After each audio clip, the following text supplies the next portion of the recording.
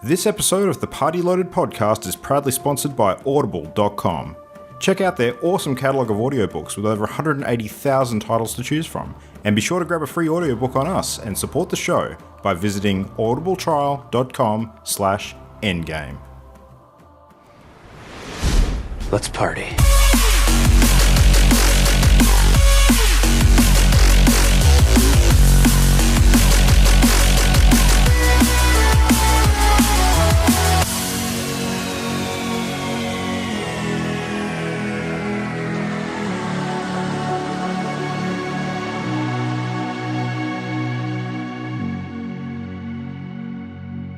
Hello and welcome to Party Loaded, episode 97 for the 27th of September.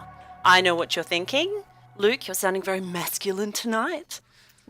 Very manly. Been working out for shorties. No, this is Jam hosting tonight. You're listening to my dulcet tones because our illustrious leader, Lucifer, has caught the plague. However, he is present. Hello, Luke. I'm alive. Just barely. How are you feeling? You're describing yourself as masculine, so my work tonight is already done. I don't have to throw shade at anybody.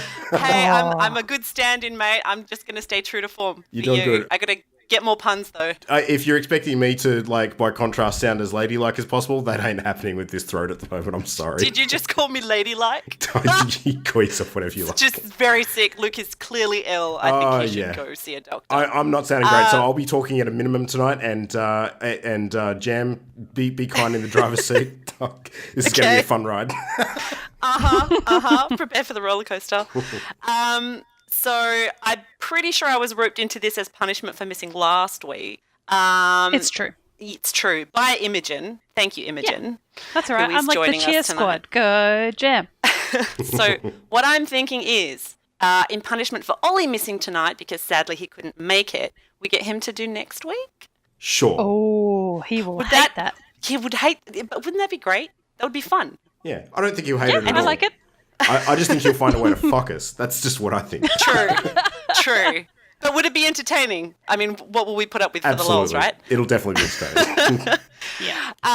And tonight, to round out our party so that we are fully loaded in Ollie's stead, we have a guest. One of the incredible duo who organise and host the Child's Play Trivia Australia every year before PAX Aus. Euan, welcome Euan. Thank you for joining us. Hello, thank you for asking me to be on. We've been hanging out for this for a while. Yeah. We love going to trivia night. It's just the best. Yeah. I was going to say your voice is sounding so much more manly than mine right now, so good job already. I'm trying. I'm having small sips of Irish whiskey just to maintain that ruggedness sort of just at the back. Oh man, this is what I'm doing wrong. I need alcohol for this shit. That's every tradition when we have guests on, they drink, we don't. Yeah. It's the wrong way round. No, people who've listened to this show on a regular know that we talk about the Child's Play Trivia Night all the time. We talked about it every year on the show as one of our highlights of PAX. Mm-hmm. And we absolutely, as the internet would say, heart it significantly. It's a big part. I mean, we travel all the way from Perth early just to come to early. Trivia. That's amazing. Yeah. A couple of people have come early from Perth, or some people from Tasmania, when we get messages on the Facebook or on the Twitter saying, oh, we're coming early, we're confirming it's on. It just makes us sort of feel kind of happy because it's a thing that we were like, let's do a thing. And then we did it. And then suddenly people are coming, and there's even running gags now. You guys have a running gag as your team name, which is just the best. Sure. Yes. Yeah, your event is totes the reason why I abandon my wife and kids a day early every year. Yes, that's the reason I drive down on Tuesday. And, bye, honey. I'm sorry. Yeah, see you later. I'm sure they've got to be lovely I have for you. to go. For charity. Very important. Although, for charity. This, for the for the kids. kids. This time around, it's payback because my wife just got back from 2 weeks in Monaco with a theatre show touring, where they, had the Crown Prince come to see their show and got broadcast live on television and stuff like that. So, oh my goodness, fantastic! Awesome. Famous family. So we know a little bit about you from being there for 4 years now. No, 3 years. This is the fourth year. This is the fourth year. Yeah. Can you give us a little bit of background about yourself and I you can as a indeed. person? So me as a person, I am a mostly Canberra native, but RAAF brat, so moved around a lot, but primarily Canberran now. I'm a military brat myself. There you go. I was just a brat. we can I was one of those as well. The RAF bit got tacked on because of what my dad did. And so I was at uni. I have a master's degree in zombies. I did creative writing masters, and zombies was the theme of my bit that I did, which was a lot of fun because I got to watch zombie movies and stuff like 24 and say it was research. Because it was honest. And I also do theatery things and sort of presentation, hosty, MC things. So I started working, I'm a public servant, and I've been there for a while, and it's good because the leave is flexible enough to do things like go down to PAX for a week and that sort of stuff. And so I started hosting trivia nights at work because I'm essentially an attention whore. And I was willing to do it. And then I started building them as well as hosting them. So when PAX came to Australia and I lost my tiny mind and went to the first PAX, it was great. And we were all, a bunch of us were hanging out at Games Lab, which is where we have the event, after that first PAX, sort of having a beer and being all super excited. And we were like, we should do a thing because they have a charity. They have Child's Play charity. And so we should do a thing to support that. And Australians love a good trivia night. We sure do. We do.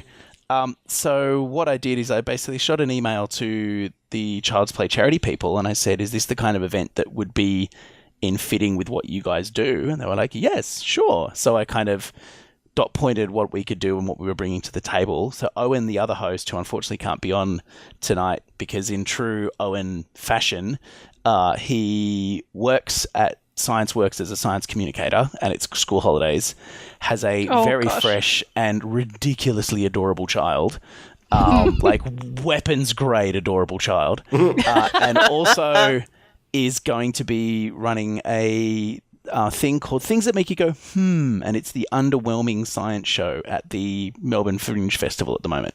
So it's like a tiny, 3 or 4 people at a table in a pub, very basic science presentation and showing a few things like that. So he's got all of the things on his plate.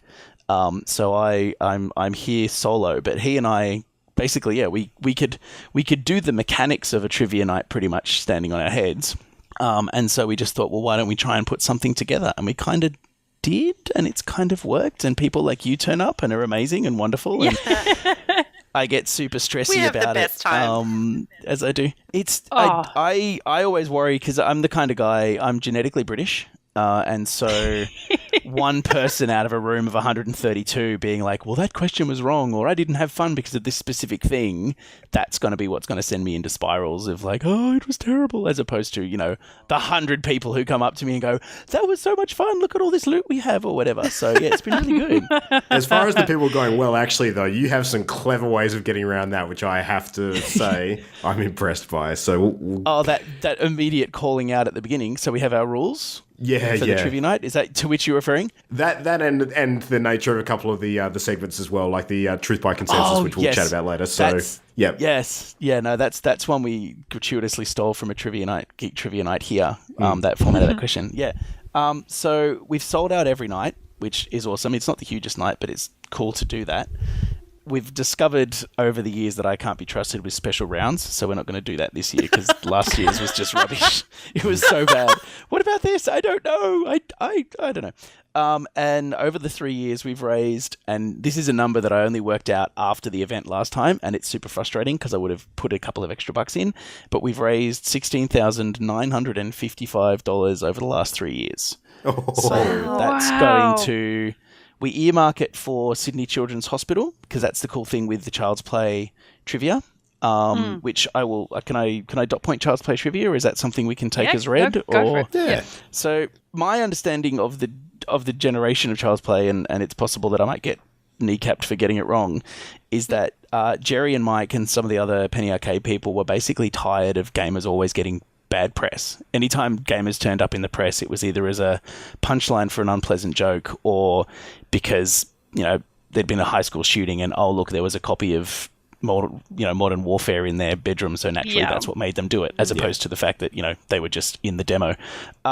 So in 2003, they set up this charity to improve the lives of children in hospitals. And in the last couple of years, it's branched out to domestic violence shelters. And what they do is they basically put computer games in the hospitals and the DV shelters because a toy is hard to keep clean. It's hard to clean a teddy. It's hard to clean a Transformer.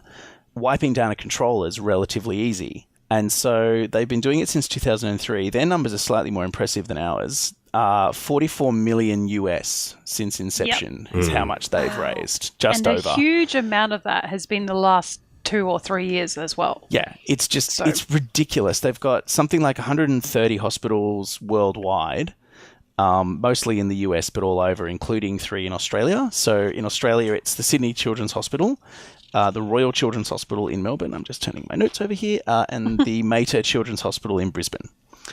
So it's been awesome. And we basically, the main thing we realized is that we'd need stuff to give people because people like stuff. And so not knowing any better or not knowing necessarily what to do, I've essentially just cold emailed a whole bunch of different places. And even those people who had to say no were really cool about saying no. So Gearbox, for instance, said no, but they do a ton of stuff for Child's Play in the US with the PAXs there and various other things. So that was pretty huge. And we've had... It's awesome. Yeah, and we've had Hasbro/Wizards of the Coast primarily have been our main sponsor for all 3. And they just give us tons of stuff, and they give us totally awesome auction items. So we usually get like the San Diego Comic-Con exclusive Magic cards in the box sets, and that sends all the Magic card people drooling, which is always fun. Yeah, they do. And they get into bidding wars over it on the auction, which I'm sitting there going, this is really awesome and fantastic, and wow, gosh. And maybe I should have invested in cards. Yes, it's pretty much. Well, I found my old cards from like 1995 the other day in the back of my in my games area. I was like, I wonder if I don't have any good ones. I don't like have a Black Lotus sitting there to net me enough to buy a new car or anything like that. Yeah. But the cool thing is that they don't just give us stuff, which they do, but they're super engaged and super positive as well. So it's really about the community for them as well. So they've given us like game suggestions and question suggestions and stuff, which have been really helpful and have really elevated the thing. Rather than just like, here, have some stuff, like, good luck. Yeah. Like, please put our name here. Exactly. They've been like, and you could so the build your own monster with the Play-Doh from the other year. That was actually the suggestion of the main support guy there, was basically said, what about this? I'm like, that would be amazing. It's like, well, Hasbro owns Play-Doh, so I'll give you a whole bunch of Play-Doh. And brilliant. It's just the best. And so is it appropriate to I've got like essentially a plug list here, which if you'd rather I didn't do, that's cool. No, go for please. it. I just think it's amusing that Hasbro, when you may have requested them to throw a bunch of dough at you, they literally threw a bunch of dough at you. So that's kind of funny. Multicolored dough. Gaming pun. See, I got second place in the 2 capital punishment game, like Canberra pun competitions in the last couple of months. I got second place in both of them, and I didn't go there. So congratulations! I wish I'd thought. It's so Holy much shit. fun. Google competitive punning. It's big in the States. Oh no! My gosh! Don't do that to Luke. Luke, you found your people. If you're ever in Canberra, you need to come. Tapper. It's so good. It's so good. It's so much fun. Luke instantly books tickets to Canberra. The last one I did, I ended up going head to head with my brother. Pun for pun in one of the semi-finals. I beat him like an old carpet. It was awesome. It's in the genes. But we've got a couple of other sort of the major sponsors. There's Games Lab themselves, who are in Little Lonsdale Street in Melbourne, and hopefully any of you guys listening in Melbourne know this place, because they're one of the best game shops I've ever been in. They've got 3 levels, so there's a standard sort of game shop in the middle, the event space up the top, which we kind of take over, and they've got a bar underneath called the Alchemist Refuge. And for the PAX week, they actually extend the license throughout the thing. So the trivia night has a not insignificant amount of alcohol consumed. I think we actually almost drank them out of beer last year, like bottled beer, which is pretty awesome. Not a trivial amount, you could say. No. There we go. There was a murmur among the crowd. Like, I think somebody suggested that they were getting low on a certain type of beer, and there was just this rush of people that flooded towards the front. It was the best. So James and Kato from Games Lab have just been amazing. And then there's Good Games, the games distributor, as opposed to the now defunct computer games thing. who now have a mob called Let's Play Games, have sort of spun off from them. And Let's Play Games is they're a distributor, so they're a wholesaler. They're Australia's largest tabletop distributor. So I just got a Kickstarter that they distributed, which was totally awesome. But Nick from them has always been, again, just super supportive. They've been there since day one. And he actually sent last year a prize off his own bat. He got a couple of prints. I don't know if you remember, Emo, the Twisp and Catsby prints with those amazing wooden frames. Yes, yep. He just sent them. So amazing. They were part of the shipping, and he basically said, I wanted to donate these myself. So, and we've got like big groups like that, but we've also got little groups like, so there's a lass called Crystal. Crystal's Ideal is what she does, and she knits with metal scales. So she makes these scale dice bags. Fingerless glove things, the gauntlet things. They're so cool, Jam. You would love them. Yeah, there's pictures of them up on the Facebook, I'm pretty sure. I've seen those up close. Yeah. Yep. Mm-hmm. There was a gender swap Loki walking around not last year but the year before with a scaled chest plate, and that was Crystal's work as well. Wow. It's just stunning stuff. And like there's Sons of Obi-Wan. One of my brother's mates from uni was a school teacher, was a qualified special needs school teacher, and he's also a massive Star Wars head. Like he has Yoda ink. He's a huge Star Wars head. And he set up in the north coast of New South Wales a lightsaber academy. And what it is it's stage combat, fitness and mindfulness in the context of learning how to use a lightsaber.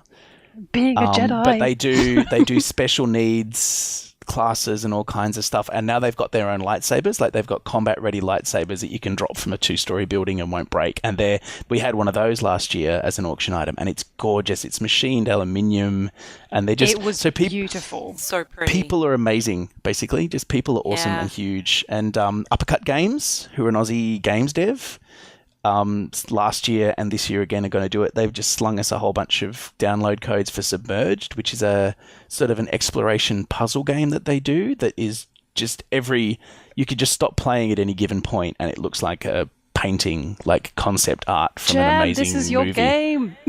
It is so good. You did all the trigger words. It's good art. You said exploration and you said puzzle. Jam is in. Mm-hmm. I'm in. Sold. It's amazing. And there's I think there's a mobile version now, or there's a mobile version coming out, but it's a gorgeous, gorgeous game. That's going to have to be on your target list, Jam, I think, for sure. It's come so far in 3 years. I mean, even the first year we went, I mean, I feel like what you've managed to do is maintain the fun and the community and the kind of like everyone. And also, I have to commend you on your looking for group system, which I think is just ideal. We're super lucky, and we've said this time and time again, that we travel like a pack with a group of people who we're close friends with, but that's not the case for everybody, especially when it comes to the type of people and PAX. And the whole point of PAX is for a bunch of people to meet, even though you might be good friends, you might not have met in person. So PAX is that place where you can come home and you can meet other people. And you've sort of echoed that in the quiz night, in that if people have come, it's from anywhere around the world, they can just buy a ticket and just say they're looking for a group, and you either put them together or you put them on tables where there's spare places, and you are trying to achieve an entire group of strangers, I believe, this year on one of the tables. If I can put together a Frankenstein group, like some gestalt of randoms that then wins the trivia night, like that'll... I'm not going to say I'm going to hang up my boots, because obviously I want to keep doing it for as long as I can. But the warm feeling of happiness that will give me in my chest will sustain me for weeks to come. I would just be so thrilled. Well, we actually ended up buying a whole table, but we only have 5 spots, and I was an Omeganaut last year. So what I did was put it out to the Omeganaut group, thinking that a couple of the Aussie Omeganauts who I competed against last year would want to be on the table. What I actually got was somebody who's been an Omeganaut from Australia in the past, but also 2 people who are traveling here from the States who've been Omeganauts in the past. That's huge. And so they're going to be on our table. That's so cool. What I love excited about this whole thing, Imogen is a lot cleverer than she's giving herself credit for. She's basically gone, how do we fill this table? Let's put people on there who have a history of competing at games and doing well. I mean, I mean, I I have to you're going to win be one. you're going to be seated with a handicap again, which is me because I'm rubbish at trivia. Well, last year we had two bigger groups, so we split across two tables. So we had a full table, and then we had, I think it was 4 or 5 people on another table, and I decided to go on the full table. And the other table won. So, they came third last year. So I was like, damn it. Picked the wrong group. Abandoning all of you guys next year. Just yes. You in the corner. Yeah. See you later, guys. I better get something this year. I'm out. Yeah. It's been awesome. And we, because one of the things we end up is with, we set it up sort of in my head that, so tickets are $30 to be sort of semi-mercenary. And what I set it up in my head was that each place, like first, second, third, would have a bunch of stuff because we get a bunch of stuff. And first place generally works out that everybody can walk away with about 4 times their ticket price. Second place is 3 times, and third place is 2 times their ticket price. So everybody walks away with stuff. But I ended up with, especially last year, so much stuff. And then a thought occurred to me because I do social club stuff at work. And one thing that public servants and general social clubs love is a raffle. So I grabbed some raffle tickets. And so that was another way to get just a bit of extra money in the room for Child's Play and also sort of give away some extra things.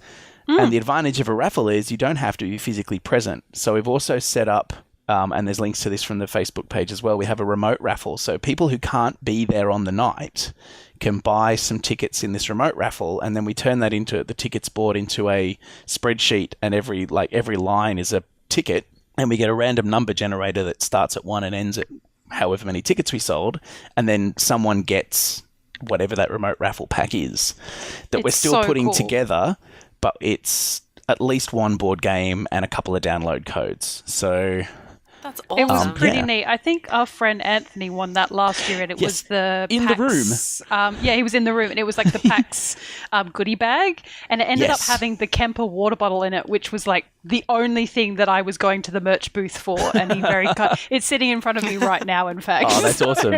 I'm so glad to hear that. Yeah, so I did get something. I got a little something. So do you have plans in the future? What is level up of PAX Trivia Night, or is this you just want to continue as it is? You would hate to tear it apart. That's the thing. I less than 3 games labs so much. They've been super welcoming. Anytime I'm in Melbourne, I spend half my time there, pretty much regardless of what I'm doing. It doesn't just have to be PAX time. It's just I like being there. So I believe it may be possible, and a couple of other people sort of that help behind the scenes have sort of suggested that shifting to a bigger venue at some point in the future probably wouldn't kill the night. I like the idea of the size that we are, though. Like it's a single room. We can all fit in it. The next step up would probably be, and this is my sort of theatre event organizer type brain going, the next step up would probably be you'd be looking at hopefully about a 250 to 300 seater, sort of to make the significant jump worthwhile. Yeah.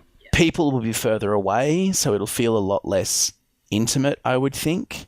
The admin and org gets better. You essentially need twice as many minions because you've got to have people being able to go to the tables. And I would want, in my head, again, genetically British, I would want that thing of, I wouldn't want people to feel that they weren't getting their money's worth. So even if the ticket price stayed the same, for that volume of people, I'd want to have a commensurate increase in prizes. And I don't want to sort of push the people I've already got too hard, or, finding it from other people. So I guess to cut a long story short too late, I really like what we are. Now, it means possibly that the sort of the earning potential for each year is largely capped unless we can get like some, super exclusive collectible like auction item that's going to have people, bidding in the 4 figures, which I wouldn't hate if Nathan Fillion's listening or anybody working on Star Wars. But I like the size that it is now. It's a manageable size, and it's a really, I recognize some of the faces, and we get at least 2, I think possibly this year it'll be 3 tables of enforcers. And that's why it's on the Wednesday as well. So there's one of the guys on our table has missed out on the enforcers table. So, and he was in a Meganaut. So Ryan made it to our table. Cool. And it's unfortunate because there's a games dev awards night that night. Yes. That's always on that night.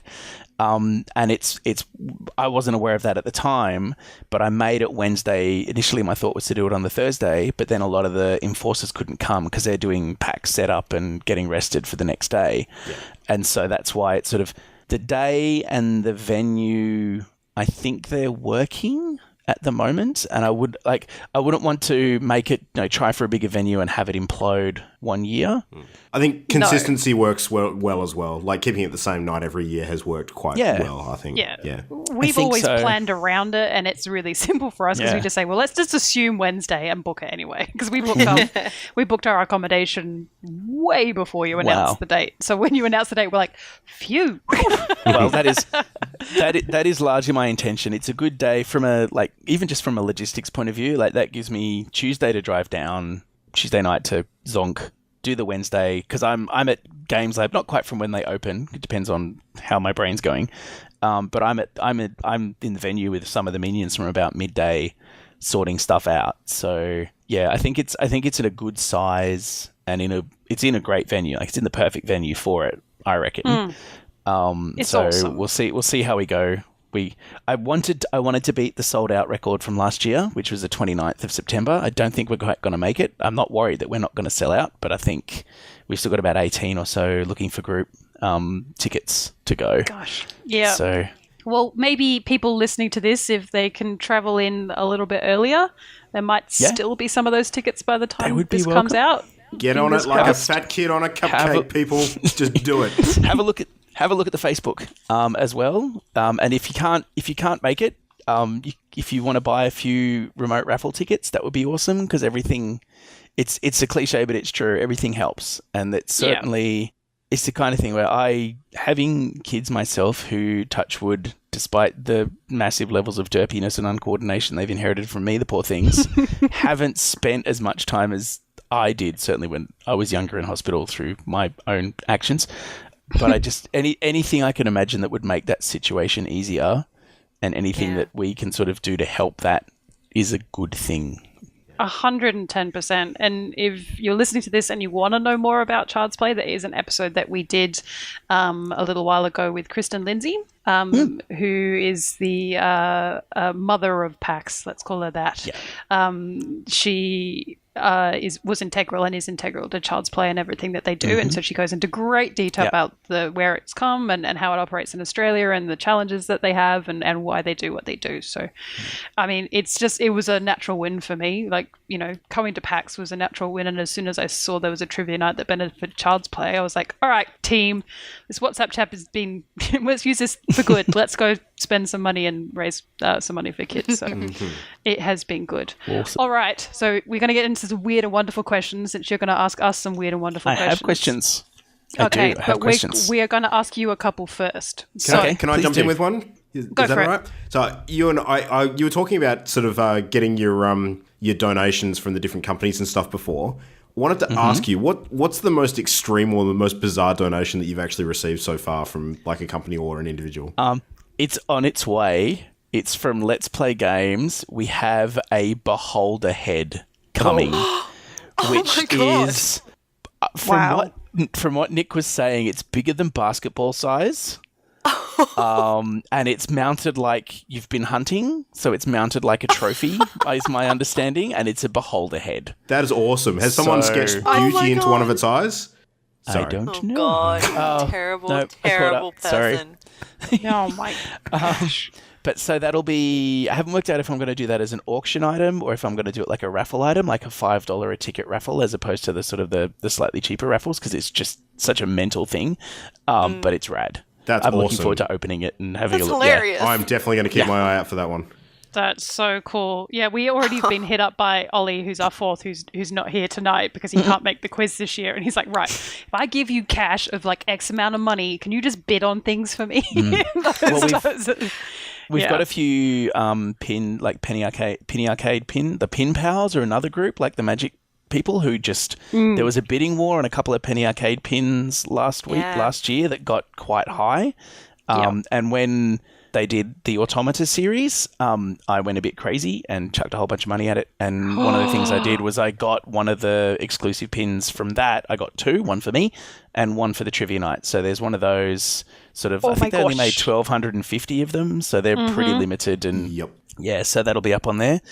And random attendee, speaking of wonderful humans, has a Think Geek when Fallout 4 came out did like a Vault Dwellers orientation pack. I saw this. And he was like, I have one in a large size and I don't wear large, so would you like it? So I've got this, assuming it's what I think it is, it's the Think Geek orientation pack. So it's a bit like a loot crate that's Fallout 4 themed, but they're not available for sale anymore. They've sold out basically completely everywhere. So if it's something that somebody wants and they want to stick it out, and it's got like a backpack and a lunchbox and caps and a bobblehead and all kinds of stuff. So yeah, people are rad.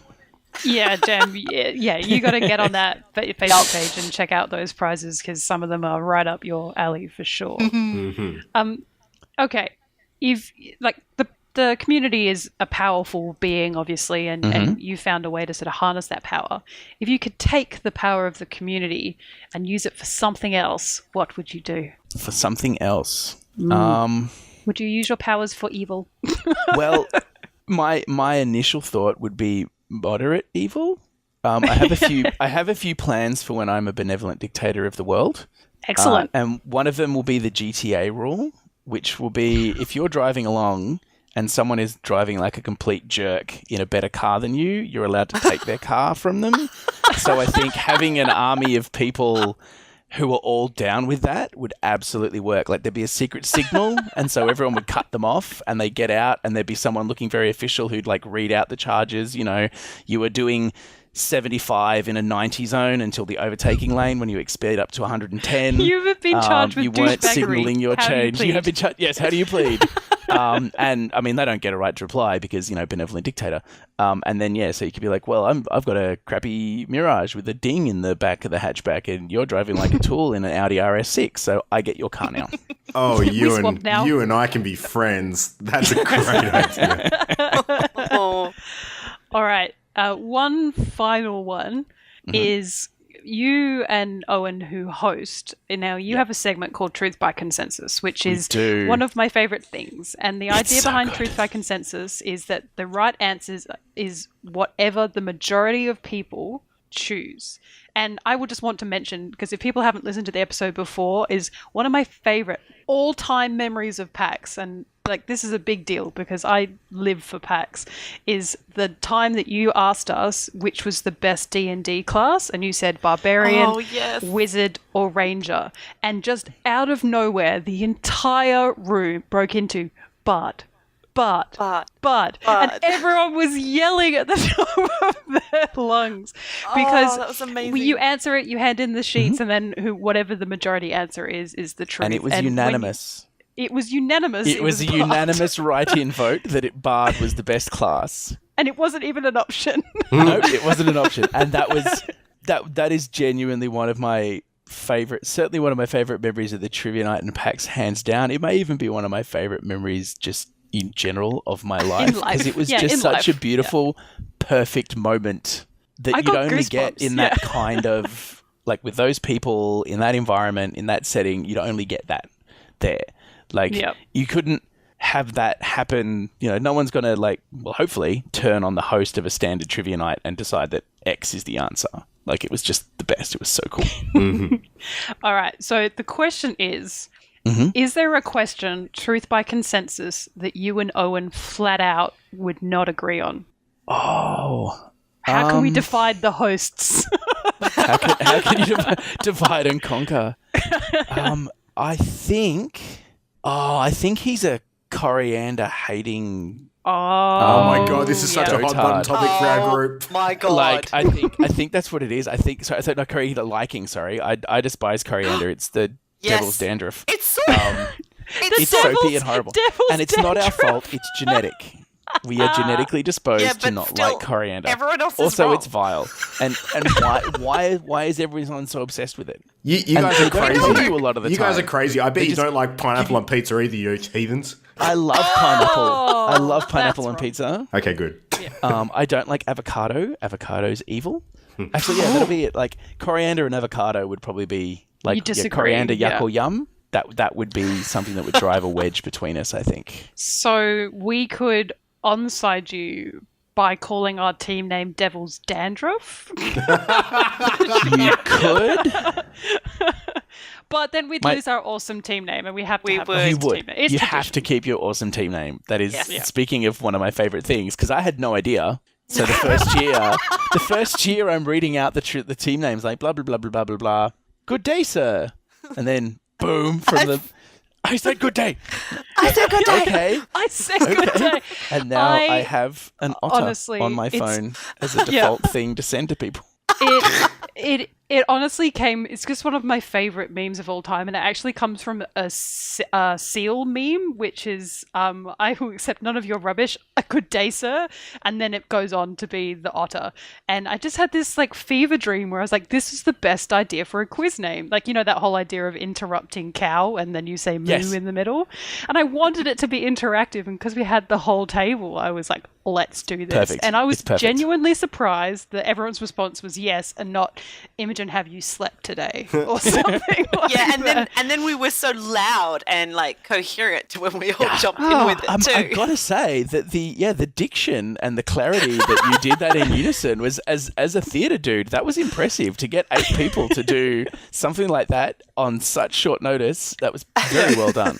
And 3 That's people the I'd best. never met before were on that table that night, so it worked out well. I mean, honestly, we can't go past it. But Devil's Dandruff, it'd be subtext. Whenever you hit Yes. That could be good the day, best sir. name, maybe. I'll just think the B team could be the Devil's Dandruff. Devil's Dandruff, yeah. If we could form a B team, let's call it Devil Dandruff. In fact, if you make that looking for group team, your Frankenstein team, you must suggest that that's their name. Devil's Dandruff would be a good name. That's excellent. It's the best name. In a slight segue, the interrupting cow joke. This is a gratuitous cuteness, but my 6-year-old has finally got the timing of that down after trying to tell the joke for 3 years. And knock, knock, who's there? Interrupting cow. Interrupting cow who? Pause. Moo. She's finally got the timing down. She's finally interrupting. It's only taken 2.5, 3 years. It's I mean, she's got Excellent. an illustrious pun career to live up to. she really does. And she was like, "What's a pun?" Well, some words sound the same as others or have different meanings. It's very complicated.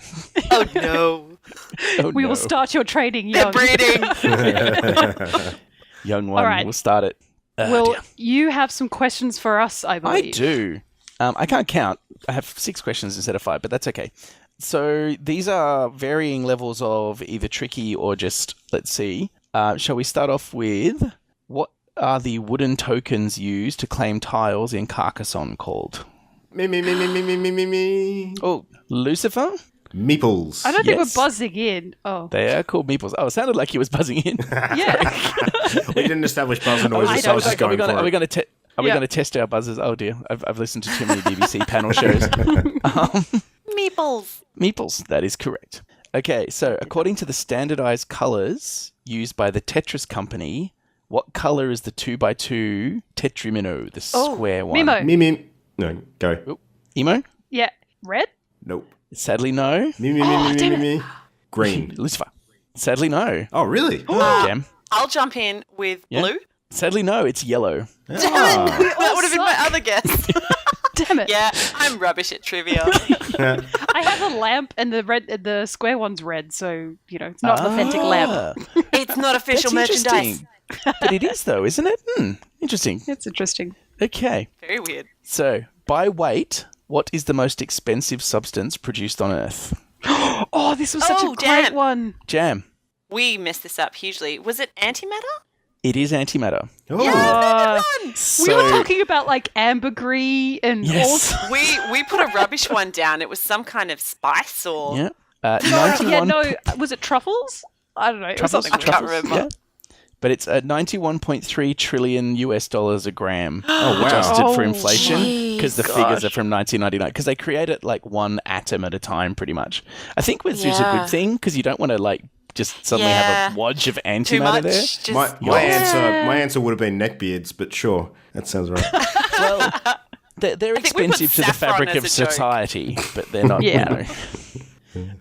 According to Ron Perlman, what does war never do? Oh, god damn it. I remember this one. No idea. Never. Jam. Okay, I'll jump in with Jam? it. War never What does- changes. That is correct. War will never change. Gosh. Nice. Good job, Jam. Okay. Good We job, you're on messed it our up team. on the night. I remember sure that did. one. I My think I team remember did some anyway. heads hung in shame over that Yep. one. I was like, oh no. Oh god, what have I done? We trusted you, Jam. Because I went a bit mean and went with the voice actor rather than the game. So there's Yes, kind of that like a was clever. two-parter there. That was clever. Okay. Who wrote what is recognized as the first algorithm? Oh. Don't And know. it's earlier than you probably think. I wanna say like a Socrates, like a Grecian of some me, sort. me, that early. I'm going to go Galileo. No, sadly, it was later than that. Ooh, okay. Also, wrong gender. Ooh, okay. Ooh, Algorithm. I don't know. Nope. And I So will not it was, cheat. It was Ada Lovelace, Oh, who's that's the right. Yep. Augusta Ada King Noel Countess of Lovelace. So she a was, beautiful name.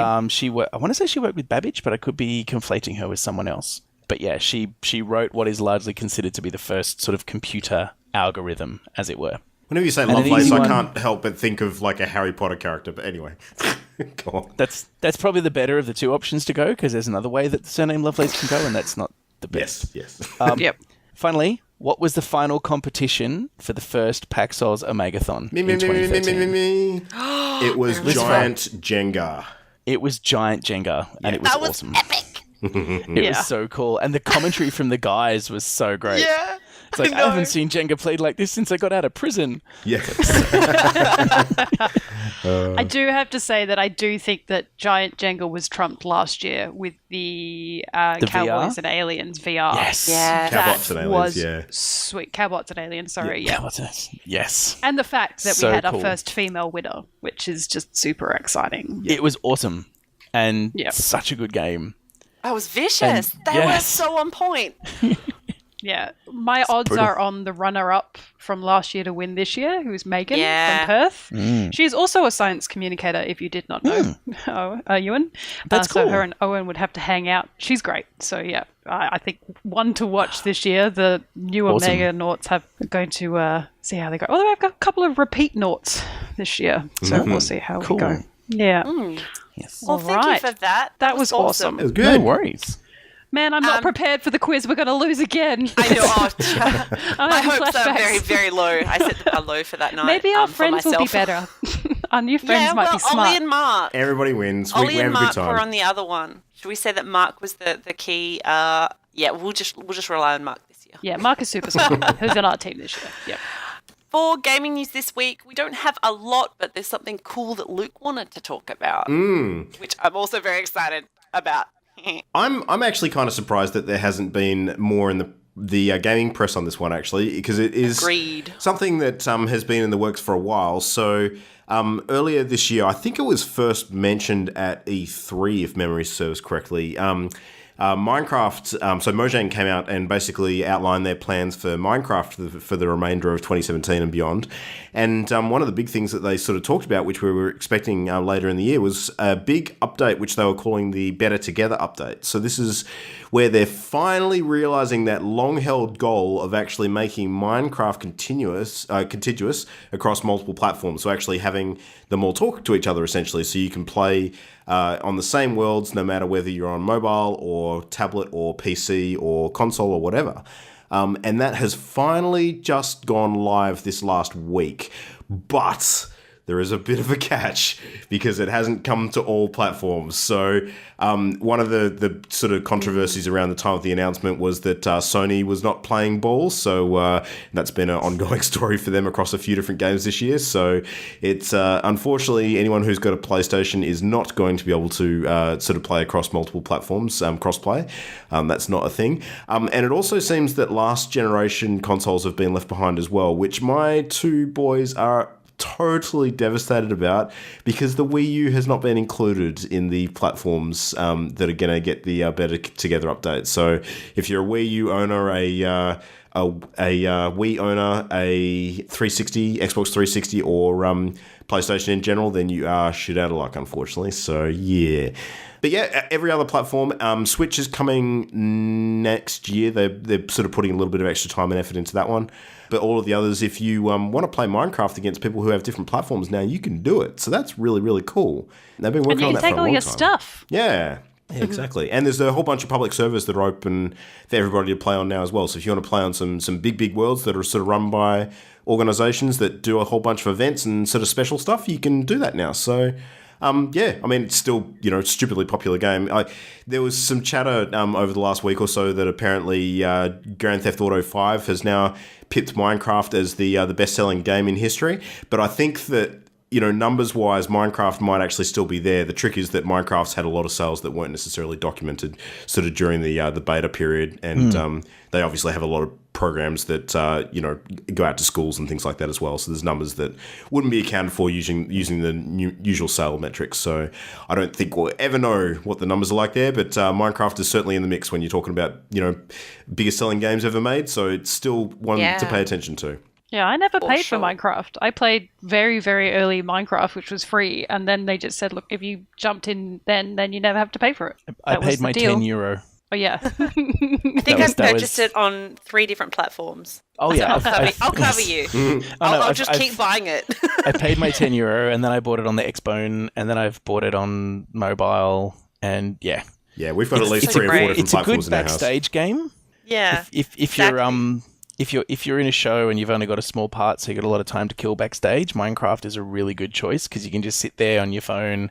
It doesn't make a lot of noise. You're not like, depending on what you're playing, super like going, ooh, like you're just doing the thing. So I'm trying to build, skulls made of stone with lava coming out the eyes, because why would you not? Yeah. My hope linked to all of this is that now that they've finally got the game to a point where it's consistent across all platforms, now maybe they can start adding substantial new content to it. So I can imagine they would have been holding off doing that because it would have been, again, another staggered approach. They have to sort of catch up on all of the platforms. So, yeah. 4K and the new colours are still coming. Yep. Yeah. So, yeah, that's it. That'll be cool. Awesome times. We have to check that out as a group. Mm-hmm. Good. I want to join one of them. Sky Factory. Yes, it's Sky Factory 3. Oh, now that Mimo has a computer that is not a potato. I don't think mods like Sky Factory will be included in that stuff, though, unfortunately. Oh, no. Yeah. No, but we not at all. also have to get back to Sky Factory now that Mimo can play it again. Yeah. Hooray. So, what have we been playing this week? Euan, what tickles your fancy when you get a chance to sit down at a computer or a console? I've been doing lots of casual gaming like recently, so lots of stuff on my phone. I've got Field Runners, the one where you build the town and defend yourself and that sort of stuff. Oh, yeah. And I've been playing the Futurama Game of Drones game, because just a bit of a thing. But a whole bunch of things just coincidentally popped up on my feed about PUBG. Mm-hmm. And so I'm like, okay, I'll see what that is. And then I looked at it and it was like $30 US on Steam. I'm like, oh, whatever. We've got a computer that can run it without melting through my lap. So I had a go, and I'm rubbish at it, and I love it. Mm-hmm. It's the middle of a Venn diagram of overlapping mechanics, styles, and feelings in a game for me that I just love. So yeah, I had very little idea as to what it was, other than that it seemed to be something that lots of people were talking about now. So I gave it a go, and it's just fun to run around and put on a dodgy coat and find, like, get little reward chemicals. This is marginally better than that, or this looks cool, and then I'm going to be not careful and open a door and I'm dead now. Oh, well, I'll just jump off the server and grab on another one. Like, it's just such a great game. Mm-hmm. I know, you get to gear yourself up and be awesomely specced out with the best scopes, and then you die before you can fire a single shot. Yep. It's hilarious, and you still love it, and you're grinning, and you're ready for more. It's ludicrous, but I'm consistently surprised about how many people are so keen on this game. People I didn't expect to, like Memo. I didn't think you'd play with us, but we're having so much fun. Yeah. I mean, fun? Question mark. It's fun.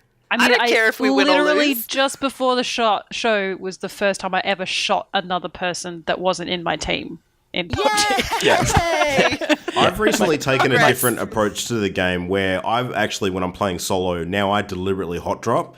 So I drop into the biggest, like, shit fight I possibly can find, just so that, like, it's not necessarily going to increase my chances of winning, but it is going to give me the practice I need in short-range gunfights and tense scenarios to kind of actually get better at the game.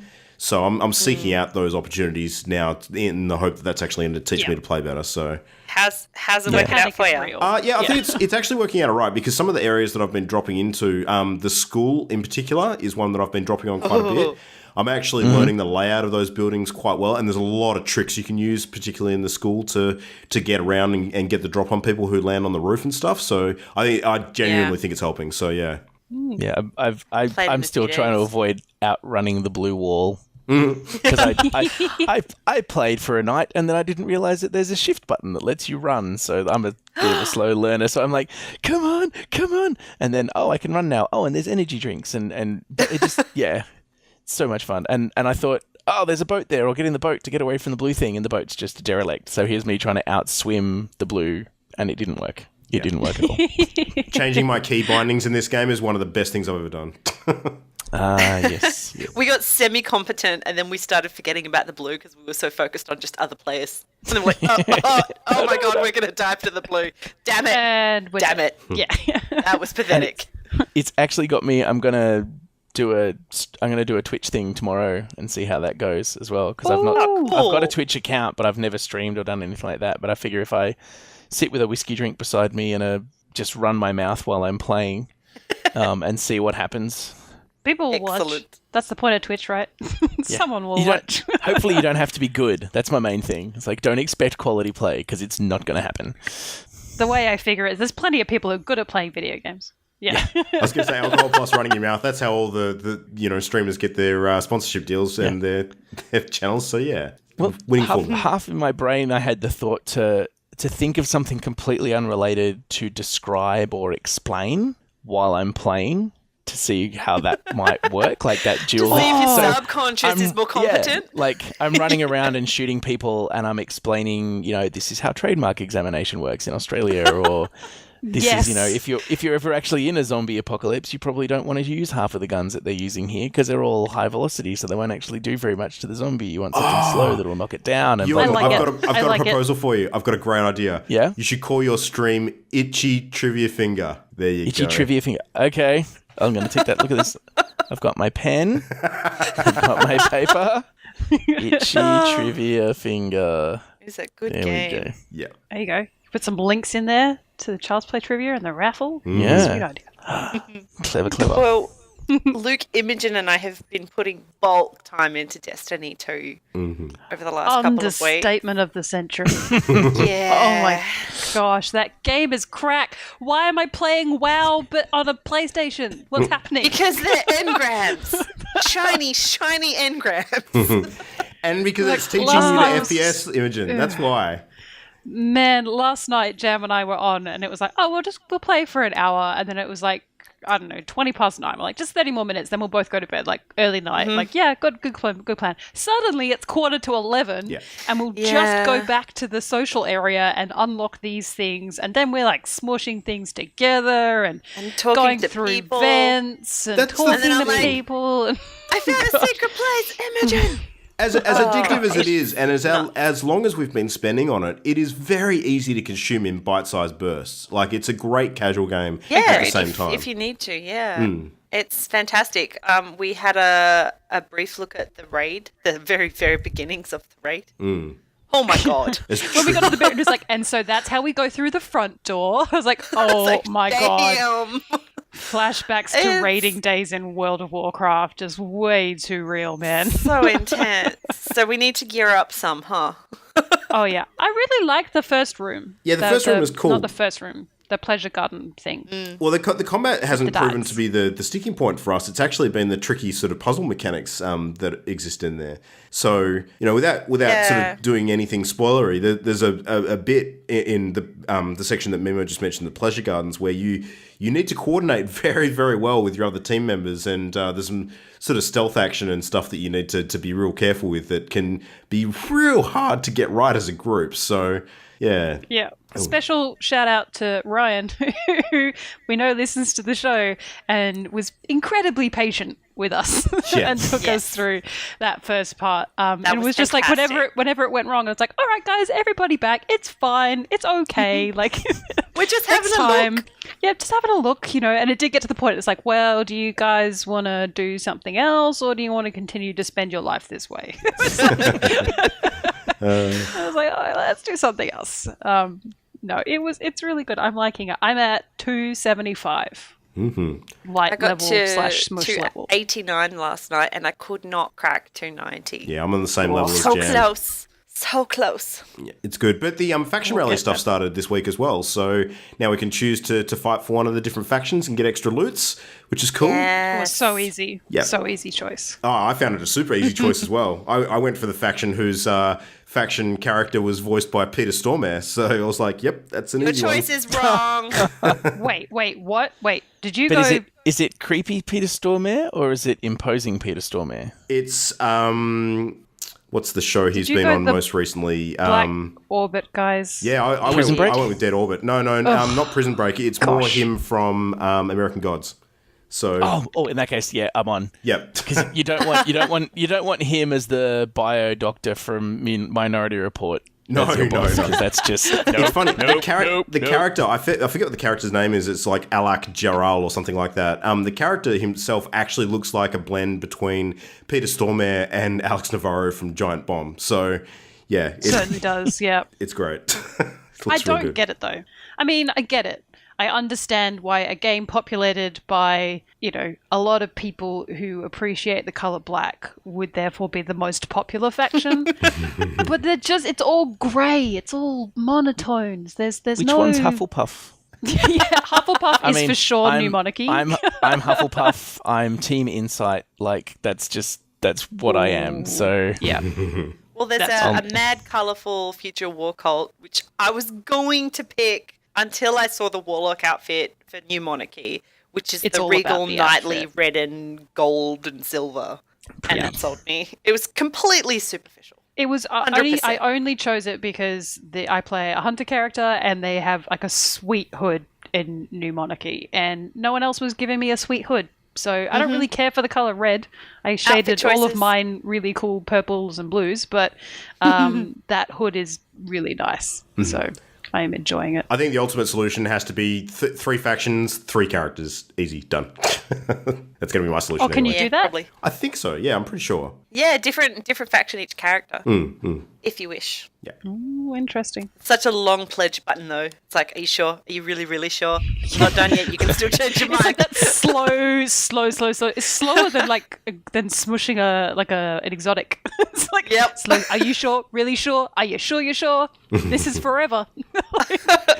Yeah, it was good. And you played something else, which I'm very incredibly impressed with this weekend. Great I learned game. a lot about myself and my relationship with my boyfriend, and we decided to play through Borderlands together. And it was good. It was fun. I'm still in a relationship, so it ended well. So we're playing through Borderlands 2, and then we're going to play through the pre-sequel. And the only reason we didn't start at 1 is because I was going to say I don't have a PS3, but I do. But we were playing on PS4. 2 is the vastly superior game anyway, so you picked the right one, I think. Yeah. Yep. It's pretty great, yeah. It's just that I feel like having never really been on the Borderlands train and having never played before, I kind of owed it to myself to understand the world from day dot, but it's kind of making sense already in Borderlands 2. Yeah. I really like it. I like that you can play local co-op. That's really neat. It was a little bit difficult to do the split screen. I suddenly realized that I need a TV that's at least twice the size of the television that I own to play it properly. But it's done really, really well. And once you sort of get used to the split screen sort of interactions and everything, it's good. The only thing that we really struggled with is that loot is single instance, so money is shared equally. But I kept being told that perhaps I should upgrade my guns. To response to my boyfriend was, well, if you didn't pick them all up, perhaps I would have an opportunity to do so. This is so funny. funny. Oh man, Luke, just it wanna was like sit there and playing a game watch. with you. It was, oh my god, I was suddenly realised, I was like, no. So, Imogen, I have He's to ask taking you, everything. how does the gunplay actually feel coming straight off Destiny 2 into Borderlands? I actually owe a lot to Destiny. I can imagine this game, I would have picked it up and gone, not my type of game, and instantly put it back down had I not had that time in Destiny. Because I'm not an FPS person at all. I'm not a Twitch shooter. I'm not very good at shooting with guns, but it really did put me in that mind space straight up, which was really good. I like it. I don't think it's that dissimilar, and because it was just PS4 to PS4, I didn't have to change the controllers, so I didn't have that mind grind that I had switching from Destiny to GTA with an Xbox controller. That was too much for my brain to handle in one day. But no, I thought it was really good, and it handled really well, and the movements, controls, and everything. The only thing that I realized was when I went back to Destiny is I was stopping doing my dodge mechanics because they're not really in Borderlands where I'm at the moment. Okay, yep. So, and also in Borderlands, I was trying to do my double jump away, which is the hunter, the triple jump. That's how I dodge out of situations. And so I was always like jumping away from people, which, didn't work to great effect. But I played Gage, which is the DLC character, because we've got the full Handsome Jack collection with all the DLC stories. So she summons a mech to help her in battle, and it is sweet. Nice. I do much enjoy calling my little robot to help me. So it was good. So story is solid. Game is still solid. It's a teeny tiny bit dated. But again, I'm coming off the back of playing many hours of Destiny 2 and going straight into playing Borderlands. So there is quite a switch that my brain has to do. And remember that I don't know when Borderlands 2 came out, but I know it was some time ago. Yeah, it was a while now. I think it was about 4 or 5 years. Yeah, I think it probably holds up a bit better than other games of its ilk because of the art style. Like it can kind of get away with it a little bit. Yeah, I really, really like the art style. The humor in it is great. And Jam has said since pretty much I've known Jam that I would love Claptrap. And she is not wrong. I 100% am on board with that tiny little doofus. He is the best. I will just stand in front of doors and yell open and hope for the best from now on. Yep. Brilliant. Something I wanted to talk about last week, but I didn't end up making it on the show. I picked up Divinity Original Sin 2 in early access just before the full release, and had a go playing with my brother, and then had a crack with Luke the other night, which I thought would kill our friendship, but it hasn't yet. No, that was the best conversation in WhatsApp that I have witnessed. It was like sitting there with popcorn when Luke suggested you play Original Sin and Divinity, and you said, "I don't think our friendship will survive that," and Luke went, "How so?" I was like, "Okay, I'm watching. I'm paying full attention." A bit of context here. Like, Jam's been trying to get me to play the original Divinity Original Sin for years now. Like, absolute years. True. And then I finally turn around and say, Jam, I've picked up Divinity 2. Let's have a crack. And she's like, I don't know if our friendship will survive that. I'm like, you've been trying to get me to play this for years. I know, but I was very honest because it requires communication and patience. Okay, well, I can bring the patience, and you and I are lacking you can bring the communication. certain aspects there. Yeah, that's it. Because I'm super impatient. I will say, after the brief sort of play that we've had, and we can get into a bit of detail in a second, I feel like I may have made a mistake kicking this off now, because I've realised very quickly that this game is going to be absolutely gargantuan, and we're about to head into October. It's massive, man. Where we've all of the things hardly are coming. cracked the surface. Like, it's... Yeah. We're at the very beginning. We've only barely finished a prologue. Yeah. It's fantastic. It's what I remember from Divinity Original Sin original. It's the best digital D&D I've played, because once a combat encounter starts, it's proper turn-based, measure your paces, sort of use the environment to your advantage hugely, and it's challenging. Nothing's easy, even if you recruit NPCs and get a full party. The combat's quite difficult, and from the little I've seen, the way they structure the quest lines, the sheer variety you have of approaching a particular problem down so many avenues, it's incredible. And I popped into my brother's room, who's on Act 2, the other day to have a look at his quest log. He said, come look at this. He's got like 30 to 40 active quests going, and he just can't remember what he's supposed to be doing next, because that's the vast sheer quantity of stuff there is to do in the game. So Ewan, do you have any experience with any of the other sort of D&D style games, like your Baldur's Gates or your things like that? I played them a while ago, but I was at dinner with some mates tonight having very tasty dumplings, and he's been playing some Original Sin, and he's loving it. He says it's the best D&D like electronic translation that he's played. He's the openers. He's playing an elf, and he's going around and like sneaking and nibbling on people, and then solving their murders because he gets their memories. And that's what he's doing. Brilliant. Nibbling on He's people. like, how do you solve a murder without the psychicness? He's like, I'm doing a good thing. Just let me have a little. Just let me fine. I'll sneak around. So, Imogen, so you understand the elves in Divinity. That's what happened. The elves in Divinity are a bit different. They're actually cannibals, but not in a heinous kind of way. They actually can absorb the memories of people through their skin. So, just by licking their skin, they can actually get a little bit of that. And by eating, flesh of the departed, they can actually get a lot more of their sort of memories. And It's disturbing. I like it. It's hilarious. I mean, I don't like the idea of it, but yeah. That's a kind of cool interpretation of elves. I like it. Because they're so, like, they're a longevity race. Like, they live a long time, traditionally. I like it. Yeah. Well, the races are a bit different to your traditional D&D. You've got a few others. You've got lizards as well, a whole bunch of undead ones. Jan, what were the other ones? I actually forget. The lizards were cool. The lizards look amazing. I have a dwarf called Sheila, and she's awesome. And she had a bucket as a helmet, so that was great.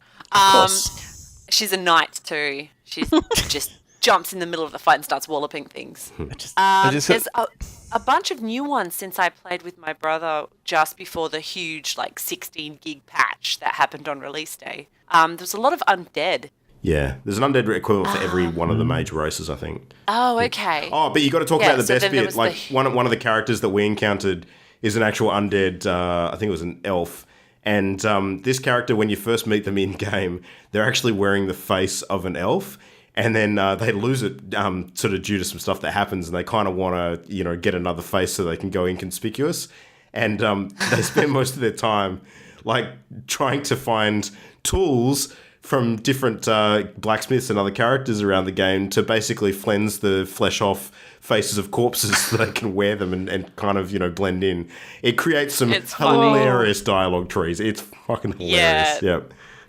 The writing for the characters is great. It's so entertaining. I'm just upset that you can't proper be a bard. I really wanted to play a bard. Oh, well, every character has some musical instruments they can pick, so kind of, sort of. Yeah, but that's just the background music, mostly. Yeah. For your character. Yeah. But yeah, it's good fun. I'm looking forward to putting some more time in. Luke and I will just have to be very, considerate. That's all. Well, I've got a single player. It's fun to run. Full ham, our ordinary cells, because then it just won't work. Yeah. Yeah. I've got a single player game going as well, which campaign. is cool. So, yeah. I've heard from a few people online that apparently the campaign is, upwards of 90 plus hours easy. So, yes. It looks huge. We'll still see. We'll hurdle along, slow and steady.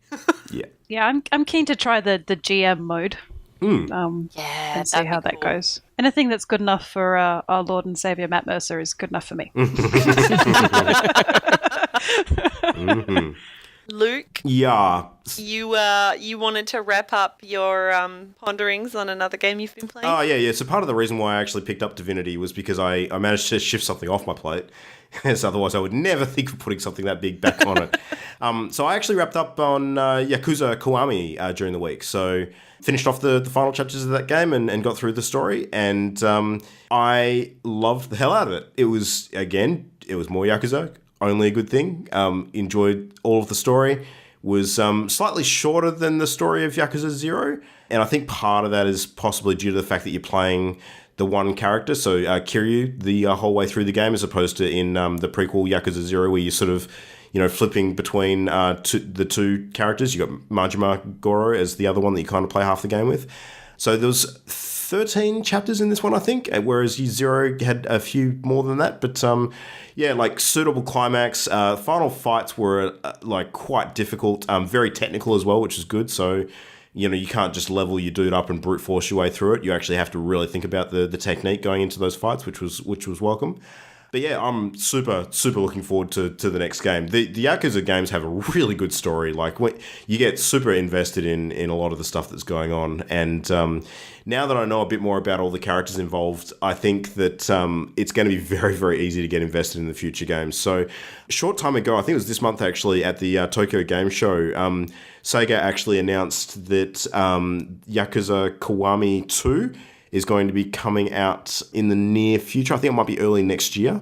Just so you're aware, the word Kiwami basically in Japanese means extreme. So it's like it's basically the remake of the original Yakuza games, but it's Yakuza Extreme and Yakuza 2 Extreme kind of thing. That's why they're called Kiwami. But Yakuza Kiwami was built using the Yakuza 0 engine, which was a sort of updated engine for the game, and the Yakuza 2 Kiwami is going to be built using the Yakuza 6 engine, which is an even more updated version of that, because they've got the sequel in the long line sort of already out in Japan. So if that doesn't sound confusing, the long and short of it is another Yakuza game coming out to Western Shores real soon, which is going to have an even better game engine, and it's going to be super cool. Apparently, it's going to have stuff in it around building your own clan, so I'm super looking forward to that. So, yeah. Neat. You got to check these games out, Jam. I think that'd be right up your alley. I know. Yep. I know. I've got to add them to the list. Mm-hmm. Not enough time. No, they are good. Cool. Well, I think that about wraps us up. Before we sign off, Euan, is there anything else you wanted to plug or spruik? I guess just generally us. So we're at cptoz.com. We splashed out and got an actual domain name, which is crazy. I did a Squarespace page and I actually put it on Twitter and tagged like 3 or 4 of the podcasts I listen to. It's like, who wants my tasty promo percentages? And Nerd Poker were the quickest, so I gave my kickback to Brian Posehne's Nerd Poker. Yeah, people who want to check out Child's Play Charity. More information on the charity itself, it's childsplaycharity.org, not unsurprisingly. I realised also that I didn't talk about the minions, so I'm just going to do a quick name, like a They're list amazing. of names, if that's okay. I have amazing minions. So there's Owen is the co-host, who's not necessarily a minion. There's David and Andrew, who are 2 brothers, actually. And Andrew's just come back from representing Australia in the War Machine World Tournament in Belgium. Oh, I think I know Andrew. What's his surname? He's from Melbourne, isn't he? Hang on. I believe he's Canberra-based, but I could be wrong. Hang on. I think I know who you're talking about. Keep going. I'll look him up. Yep. So David handles the ticketing because he speaks try-booking and I don't necessarily. And Andrew has handled sort of games and engagement. We've had Toofa Summer and Lamois have been our main scorers. And Erin coming on board last year and this year to do scoring. Goldfish and Steve are both sort of prize wranglers and general minions. I like it. Goldfish and Steve sounds like the best duo. It does. It's a 70s comedy cop show, I think. Yeah, for sure. Steve and the Goldfish. Goldfish. I'm tired of defending your crackpot antics to the mayor. Michelle's just coming on board for this year to be a social media person, because one thing we're trying to do is really up the tags. A, because it's good for us because it gets us out there, and B, it's just another way of saying thanks to our supporters, so we can throw out like wizards and magic and all that sort of stuff. And Luke, who's been an attendee these last few years, but he goes to my work and I try not to recycle questions, but I'm not 100% sure that I haven't. So in all fairness, he's decided that rather than be on a table and be like, well, I know the answer to this one because it might have already been said, he's going to just come on as a minion. And Quasi and Fat Soda, who are big in the E-world, Quasi being one of the enforcer organizer type people, for the first couple, they were a bit more hands-on, but generally I've got like a Facebook Messenger group with a core group of people, of which they are 2, and they're kind of a sounding board, so they help with the admin and org ideas and things. Right. And another quick thing is that Magic, the Wizards guys, are doing another version of a sort of a virtual version of Magic the Gathering, and they've got a closed beta that people can sign up for, and I think it's like joinmtgarena.com. Yep.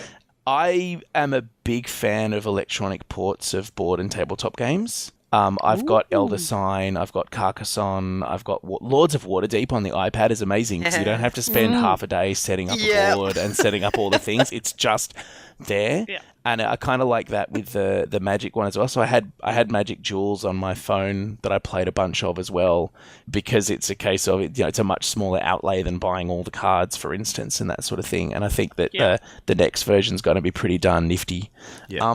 And just generally, thank you to everybody who's come. Thank you to you guys. Like it gives me both a physical and a happy brain space. It fills up my spoon drawer when I hear that people put aside extra time to come to our little thing, which it's like I had occasion to sum up my theatre experience recently, and I'm not the youngest of humans walking the planet, and I did the maths, and I've been doing theatre for 20 years, but I don't really think about it, because when I'm in the moment, I'm just doing it, and it's the same with the trivia night. You don't really think about it. I'll organise the thing.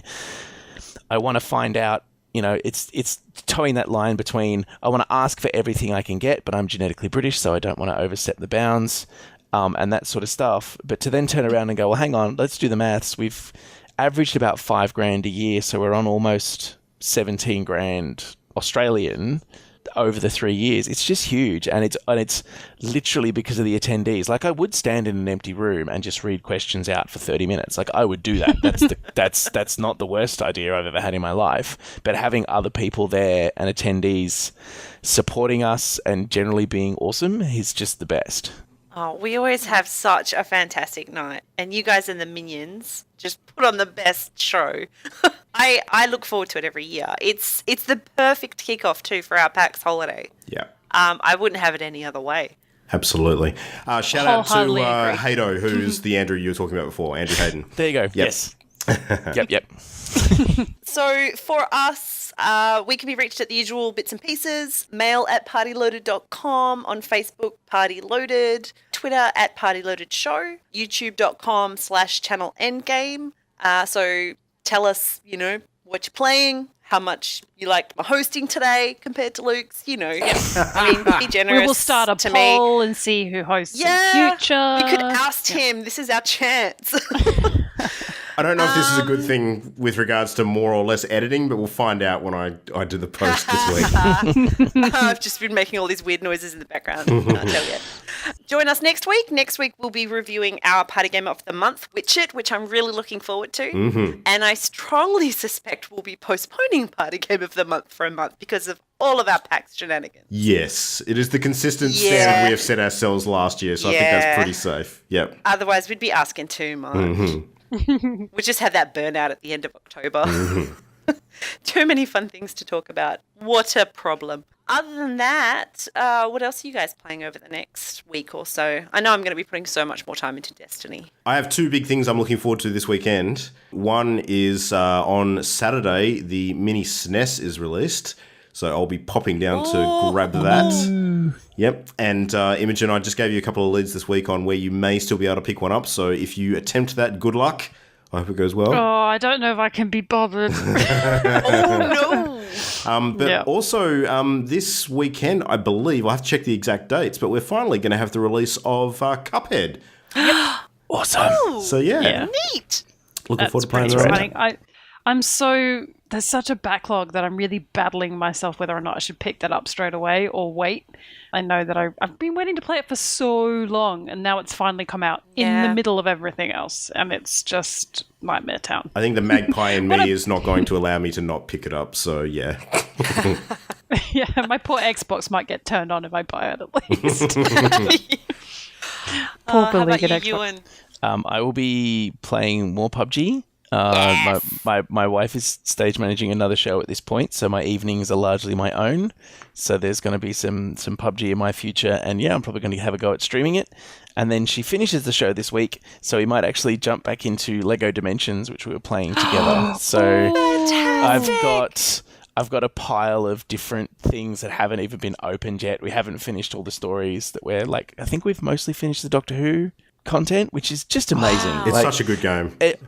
All of the Lego games, with the exception of the DS port of Star Wars, as opposed to the one they released afterwards where they built everything from the ground up, every single Lego game I've played, I have thoroughly enjoyed. They are amazing. My wife plays them. She's not a big gamer, but she's 100%ed Harry Potter, is close to 100%ing the Marvel. She's not a big gamer, but when she finds a game she wants, she locks in, and she's a colossal nerd like me.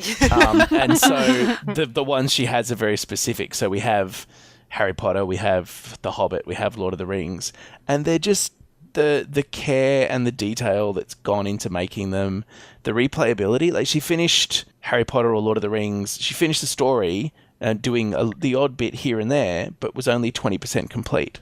Ooh. Because to go back and get all those extra things, that's the level of sort of replayability and, oh, well, now I've got that character so I can go over here, is just huge. They're fantastic.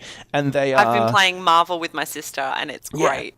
And they're legitimately kid-friendly too. Like, the girls can... I don't know if they've played them, but they like to sit and watch Carmen play the game. They think it's fun for them.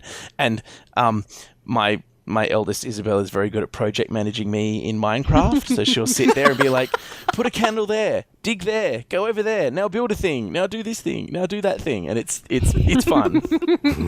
That's great. That's adorable. Oh, okay. Well, I think that's about it for this week. How'd I do, Luke? Yeah. Did I get a scorecard? No, I'm not going to give you a scorecard. You did awesome. Good answer. All right. Well, that's it from us. Thank you for listening, and catch you later. Bye-bye. Bye, friends. The Party Loaded podcast is a Channel Endgame production.